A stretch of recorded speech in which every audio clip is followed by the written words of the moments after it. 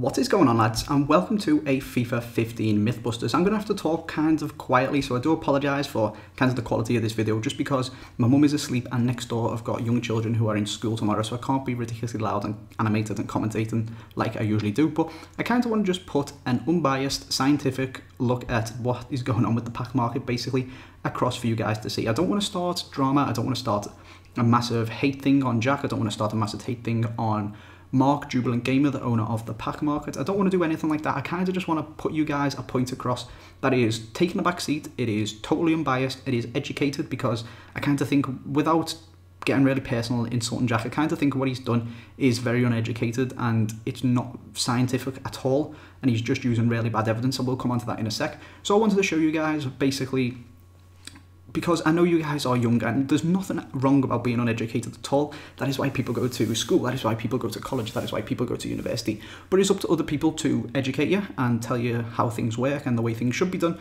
And that's kind of what I want to do in this video, and just show you guys a different way of looking at it, and why basically Mark isn't scamming and Jack is kind of just ruining his livelihood off, whether he means to or not, whether he does. He probably does fully believe what he's worked out in his evidence and stuff like that, but it is actually wrong and it is very, very easily refutable. So that is what we're going to do in this video, and I'm going to show you a totally different side to the story.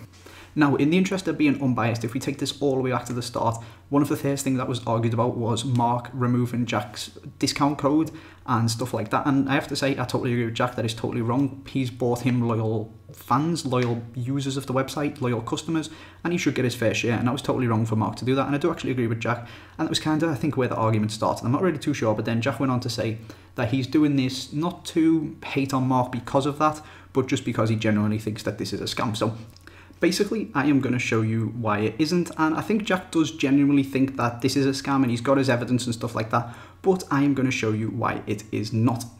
What Jack has said is that he's looked through all of the packs on the main people's YouTubes who have sponsored them, gone through their 60 packs in total that they've opened, and none of them have ever got a pack above the 500k threshold. This threshold is set because that is how much it costs to open a pack if you went and bought coins. So I think it's $25, and for $25 you can get yourself 500,000 coins off a coin selling website. Now, at this point, it is worth noting that this is a business that Mark runs, and this is one of the points, but is kind of sidetracking from the main point about Jack's stats. If Mark did have the average over 500k, totally excluding the fact that it takes him hours to sit there, and minimum wage is £6, so that's like $9, so you need to take that off anyway, but totally excluding that, if he gave out more than 500k coins on average, he would be losing money, because it would be costing him more to buy the coins than what he's getting from the packs on average. Do you see what I mean? I hope you guys understand that. It is basically just like a casino. Mark has got to make money from it, and of course some people have got to make money and make better money than what they would have done elsewhere from it, but most of the people are going to lose. For example, if 100 people went to a casino and spent £100 gambling, 97 of them, let's say, are going to lose their £100. 3 of them between them might make 5,000, and then that would mean the casino, out of the 9,700 they got from the 97 losing, they would have to pay out 5 of it to the 3 people who won between them, and they would get to keep 4,700. That is how it works. That is how gambling works. The majority of the people lose, which pays for the people who wins winnings and gives the casino some profit as well, and that is exactly what Mark is doing. Most of the people who buy a pack could have got better value by just buying coins, but there is some people who will get better value from the pack market, and then Mark gets a profit as well. It is also worth noting that you do actually get good packs. I'll pop a link to one down in the description where someone a couple of weeks ago got a Ronaldo in a pack market pack. And basically what we are now going to talk about is how Jack's stats are really misrepresenting, and it's what's called falsifiability, which I'll talk about in a little bit. But let's just get into his stats and how he's done them badly and how it is misrepresenting what goes on. So if you go back now to Jack's stats, where he's used 60 people or 60 packs out of the thousands and thousands that are opened on the pack market, and just show that 60 out of 1,000 is absolutely ridiculous. It's a terrible, terrible way to conduct science. Like I said, I was talking about educating and doing stuff like that. I did a degree in York, so say there's 100,000 people in York, and I had to do an actual scientific test. I wrote a dissertation and stuff like that. Went and did all science on it and all the ridiculously, annoyingly boring, complicated stuff. But basically, if I went into York and said to 60 people, do you like Marmite? And all 60 of them said, no, it's quite likely that they will. I cannot then go on YouTube and make a video declaring that the entire city of York dislikes Marmite, because that is not true. There is going to be someone in there who likes Marmite, just as if you went out to a side of the casino and said, did you win money tonight? Did you win money tonight?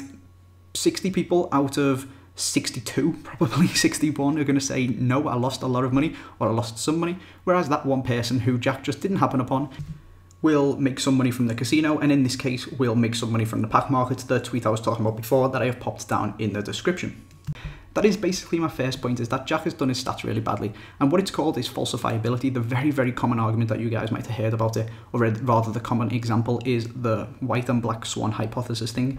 If you lived on a desert island and swans flew overhead, 99% of the time a white swan is going to fly over your head, and you will declare to the world that swans are white. But then once in a year or once in 10 years or something like that, a black swan will fly over the island and prove you totally wrong, because it's falsifiable, and what you've done, it is possible to prove false. So that is basically it, lads. It is literally just a business what the pack market is. If you're obviously going to lose out most of the time, it is a gamble. All it is coin selling with a gamble added in. If you don't like it and you don't want to gamble your money, just don't do it. That is my advice to you. I would have advised Jack to make a video simply advertising his view is that it is better money to go and buy coins simply from a coin seller and build your teams that way. If you want to in it to making coins, don't be using the pack market. Just as if you're in it for making coins, don't be going and buy a FIFA points and spending them on the game. It is far better value for money to just go and buy some coins and buy the players that you might have got in the packs. So just as EA are not scamming because it is better value to go and buy coins than to buy FIFA points, the pack market are not scamming because it is possible to win, basically win in inverted commas, as you would class as making more money than you would have bought with the money that you spent on the pack. It is possible to win, it is just really, really unlikely, and my advice to you guys would be, if you want the thrill of opening a pack, this is why I go on FIFA and I buy 1,000,000 coins and I spent them on 100k packs on Black Friday. I made a massive loss, I lost about 700,000 coins, but it is the thrill, that is what we like to do. So if you're going to go and buy some coins and you fancy doing it with a bit of gambling added in and a little bit of a thrill and doing the packs without giving EA your money and stuff like that, you can go over to the pack markets. That is what you want to do. If I was Jack, I would have made a video advising you that if you're in it to make money, go to a coin site. It is much better value. But if you want the fun, you want the gamble, go to the pack markets. They're not going to scam you, but it is more than likely that you are going to get less value for money than if you had just bought the coins in the first place. But that inherently does not make it a scam. It just makes it gambling.